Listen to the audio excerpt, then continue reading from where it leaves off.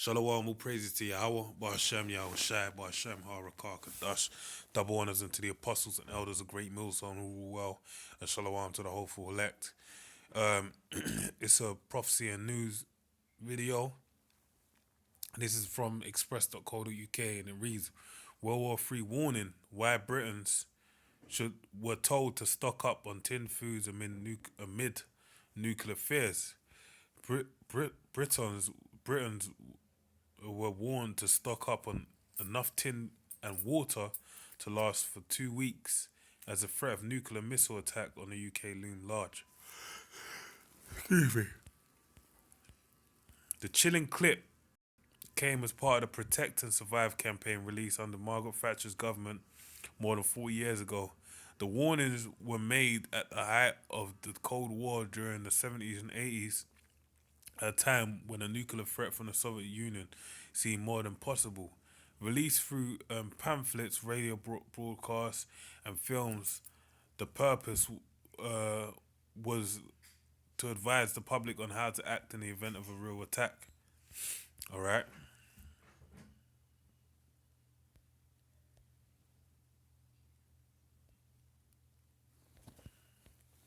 So it just lagged. All right. One of the videos warned on the effects of nuclear fallout. The residual radioactive material propelled into the upper atmosphere following a nuclear blast. The footage revealed how it could pose a threat. Excuse me. For up to 2 weeks. The narrator detailed after an attack, you may have to stay in your home up to 14 days, so make sure to store plenty of water and food for you and your family.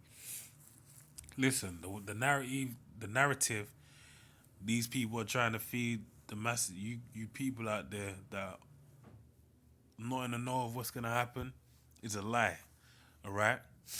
Basically, this society is coming to a halt. All right. It's progressively getting worse. Preparing for the day like none other, man, the day of the Lord. All right, the time of Jacob's trouble. Because basically, all these things are culminating for one thing and one thing alone: the return of Yahweh Shai to bring in the kingdom of Jerusalem. All right. So with these things happening in the present day, things of the nature of you know them talking about nuclear fallout could happen, and all these different things that can happen. The way that the narrative they're trying to sell is not what's gonna happen. The society's gonna crack from the inside out. These elites, you know, really through the hand of the Lord, He's gonna destroy this kingdom, and He's gonna downgrade it. All right, and make it come to the point where society, as you know it, is gonna be changed to uh, uh, uh, uh, um, what's that word, man? A curfew is gonna be implemented, martial law. All right, race wars, riots in the streets, famine where there's no food. So you stock up food, and anyone knows you stocked up the 14 days ain't gonna be enough, because once this shit goes down, society ain't never gonna be the same again.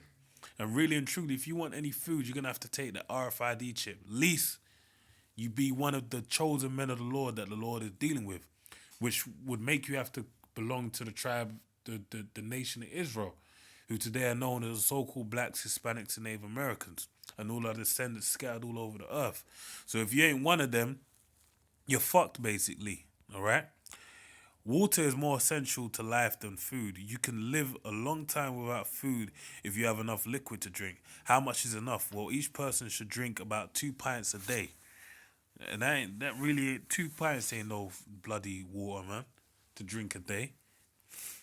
Okay. So for 14 days, 3.5 gallons is enough. But you should double this amount if you can. Yeah, because listen, you ain't getting no calories in.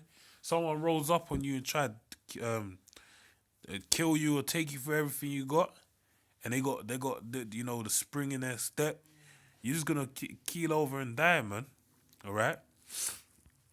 The clip went on to reveal tin foods would also be a good choice, as fresh food tends to go off after a few days. The from what I can see, this is an old video as well. I don't know why they're giving people this old video. All right, but you going back to in recent time, you had um I believe his name is Ram. Um, he was a financial advisor, and he basically, excuse me, 1 second.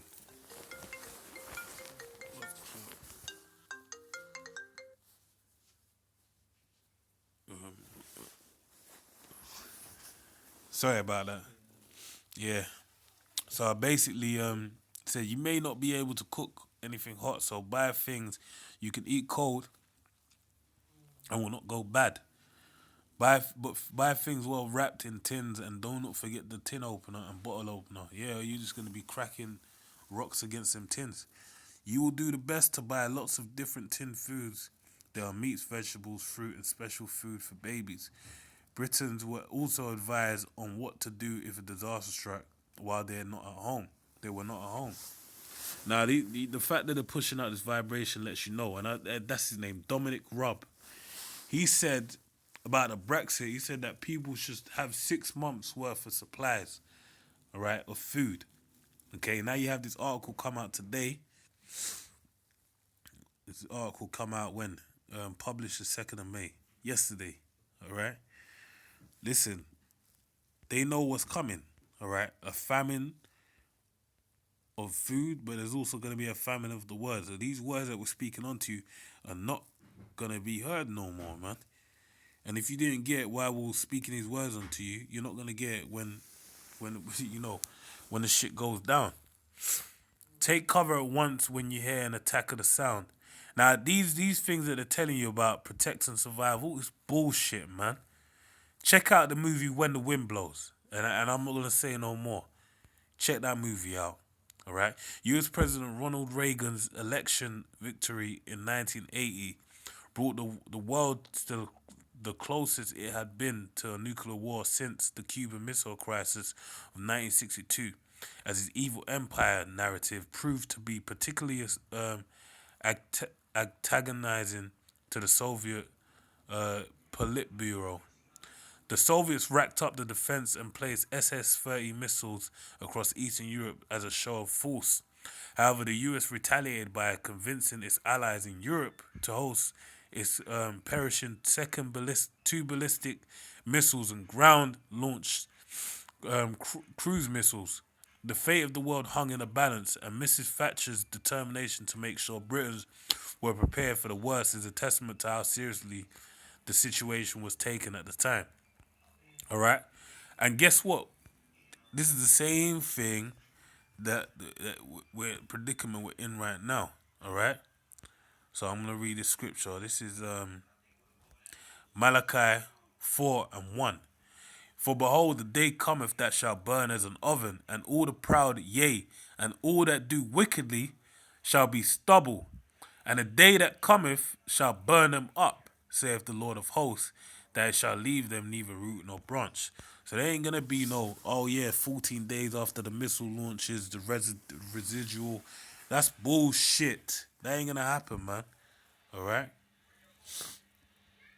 Um, One moment. You know what? I'm gonna move to this scripture. It's Job 5:17, and it reads, Behold, happy is the man whom the Most High correcteth, therefore despise not thou the chastising of the Almighty. That's right, the Most High chastises you within measure for growth, man. It's like the pruning of leaves and branches. What it does is it inspires new growth, and it to be more bound, to abound greater, greater fruits. And that's the same thing the Most High is doing. For he maketh sore and bindeth up, he woundeth, and his hands maketh whole. See? He shall deliver thee in 6 troubles, yea, in the 7 there shall no evil touch thee. In famine he shall redeem thee from death, and in war from the power of the sword. So that's both of those things that I mentioned. The lack of bread, where they're saying stock up all of that, the Lord gonna take care of you if you're one of his men. And the war that breaks out with the ICBMs, if you're one of the men, you're gonna be delivered and your body's gonna change in the twinkling of an eye. Alright? For thou shalt be hid from the scourge of the tongue. neither shalt thou be afraid of destruction when it cometh. At destruction and famine thou shalt laugh, neither shalt thou be afraid of beasts of the earth, for thou shalt be in league with the stones of the earth, and the beasts of the field shall be at peace with thee. Right? So the Most High basically gonna have our back. For thou shalt know that thy tabernacle shall be in peace, and thou shalt visit thy habitation and shall not sin. Thou shalt know also thy seed shall be great, and thine offspring as the grass of the earth. So, that's the point, man. We ain't got too long left in this degraded kingdom. So with that, I pray we're edified. Shalom.